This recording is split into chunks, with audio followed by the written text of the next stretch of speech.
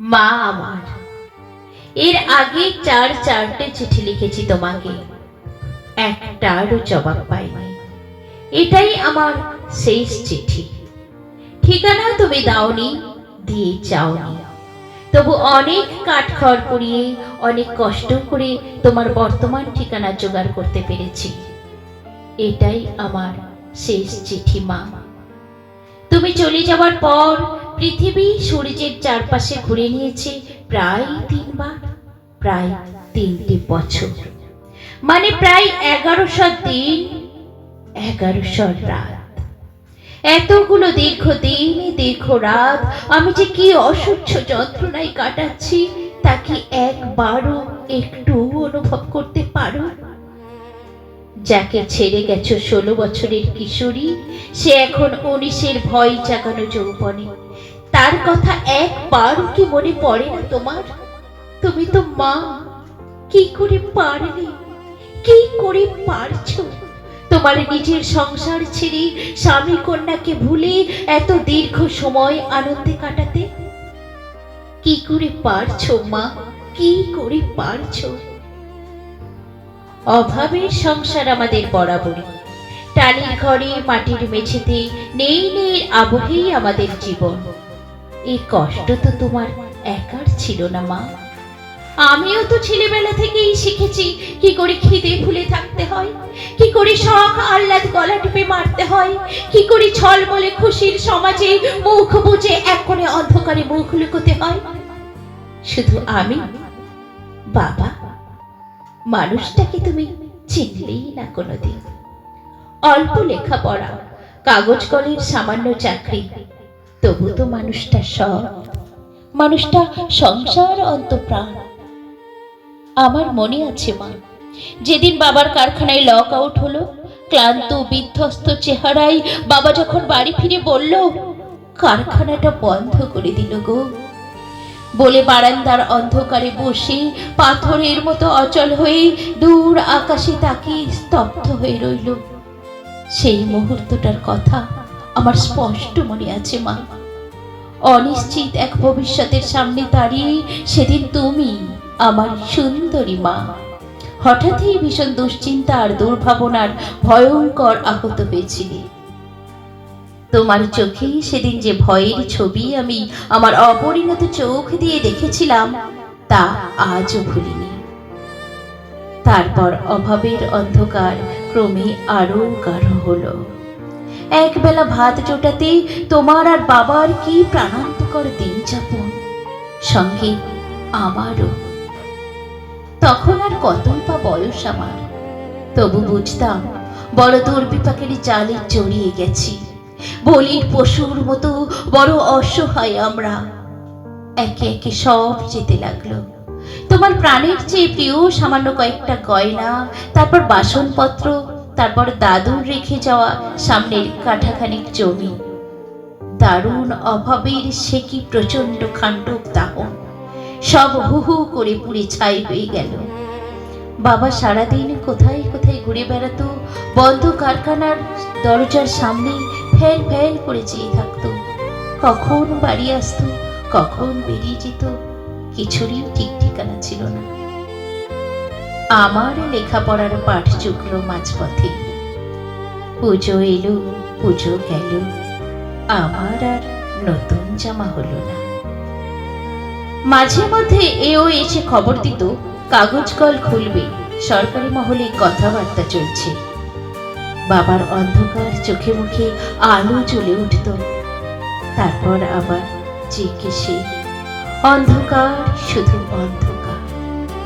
দিন যায়, দিন আসে, পৃথিবীতে কত কি ঘটে চলে, কাগজ কল আর খোলে না।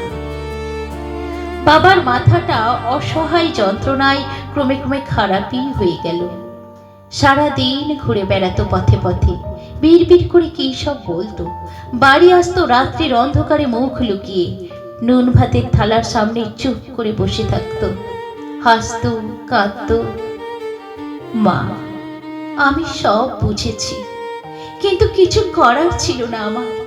জানি অনাহার অনটন আর জ্বলন্ত দারিদ্র্যের ভীষণ আগুনে তোমার সকাল দুপুর পুড়ে গেছে। তুমি ভাগ্যের হাতে ধ্বস্ত চূর্ণ হয়েছ, তাই তুমি চলে গেলে।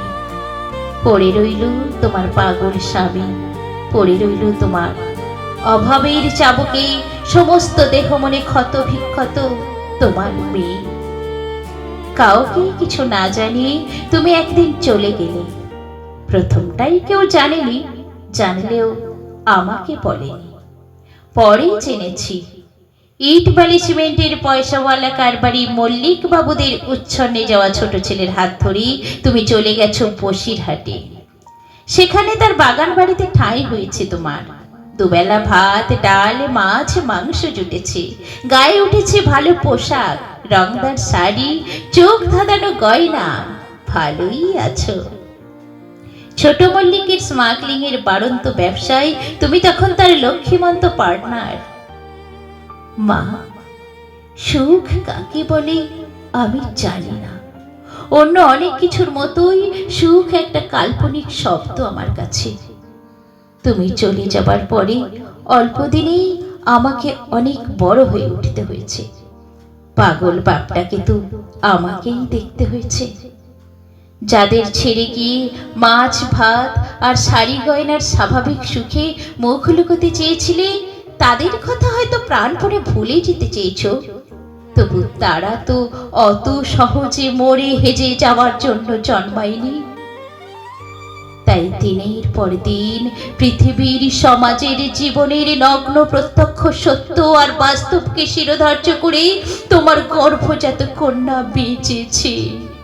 আর বেঁচে থাকার এই দুর্বিষহ গ্লানির অন্ধকারে একদিন শিশির ধোয়া শারদ সকালে ট্রেন লাইনের ধারে সে দেখে এসেছে তার হতভাগ্য ব্যর্থ বাপের ছিন্ন ভিন্ন মৃতদেহ।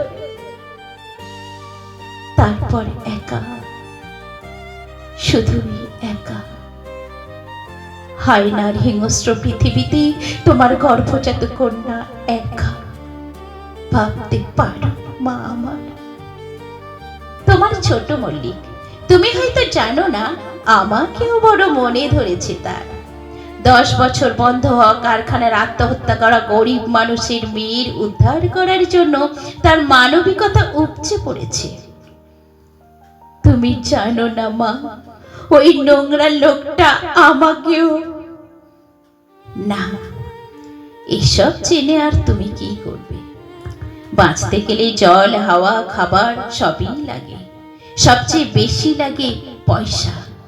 সেটা যার থাকে সে গণতন্ত্র সমাজতন্ত্র সব তন্ত্রেই মানুষ, আর যার না থাকে সে আমার কপাল পোড়া বাপের মতো কেবল মরে আর মরে। জানি না এই চিঠি তোমার হাতে পৌঁছবে কিনা। ছোট মল্লিকের বউ বাচ্চা সবই আছে, তুমি তো জানোই। তারা এখানে সাহেব বাগানে রাজপ্রাসাদের মতো বিশাল বাড়িতে সুখে আছে। তোমার মেয়ে এখন তাদের বাড়ির রাঁধুনি, পেট চালাতে হবে তো। জানো মা, ছোট মল্লিক রোজ আমায় লোভ দেখায়, কত লোভ। শাড়ি গাড়ি বাড়ির লোভ, গয়নার লোভ, সুখের লোভ। বলে আমাকে নিয়ে গিয়ে রানী করে রাখবে তার মুর্শিদাবাদের বাড়িতে। মা, এ চিঠি আমার শেষ চিঠি। আদৌ তোমার হাতে পৌঁছবে কিনা জানি না। মা, ছোট মল্লিকদের আজ রাতের খাবার বেড়ে দেবার সময় আমি ওদের একমাত্র মেয়েটাকে ছাড়া সবার খাবারে বিষ মিশিয়ে দিয়ে এসেছি। এতক্ষণে ছটফট করতে করতে ছোট মল্লিক আর তার বউ হয়তো নিস্তেজ হয়ে এসেছে। হ্যাঁ জানি, ওই ছোট মেয়েটা নিষ্পাপ, ওর মাথায় ঘনিয়ে এলো দুর্দিন।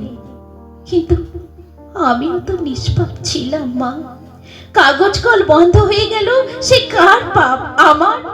বাবা পাগল হয়ে আত্মহত্যা করলো, সে কার পাপ? আমার। আমার জন্মদাত্রী মা আমাকে নেকড়ে আর হায়নার মুখে ছেড়ে দিয়ে নিজে বাঁচার তাগিদে পালিয়ে গেল, সে কার পাপে? আমার। আমার কোনো পাপ নেই, ছিল না।